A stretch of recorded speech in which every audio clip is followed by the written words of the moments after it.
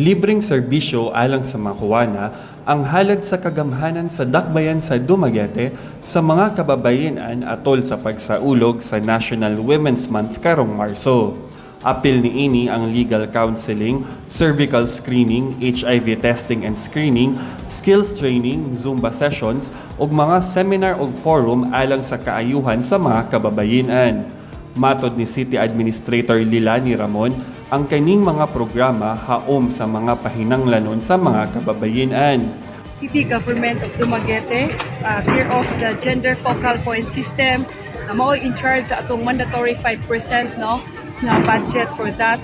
And then karon level up na ta, gi-announce ato ganiha nga ang atong mga programs kinahanglan mutubag gid siya kung say mga problema sa kabarangayan, especially katong mga livelihood. Nunot sab sa pagsaulog sa Women's Month, gipanguluhan ni Mayor Felipe Remolyo ang panumpa sa mga bagong opisyales sa kahugpungan sa Anti-Violence Against Women and Children Officers sa matag barangay sa syudad.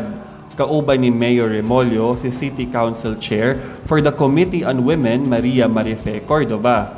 Matod sa kagamhanan sa syudad ang kaning mga kalihukan nagaila sa kontribusyon sa mga kababayenan sa kalambuan sa dakbayan. Gikan sa Dumaguete City, kini si Roy Lomotan sa PIA alang sa MDCP.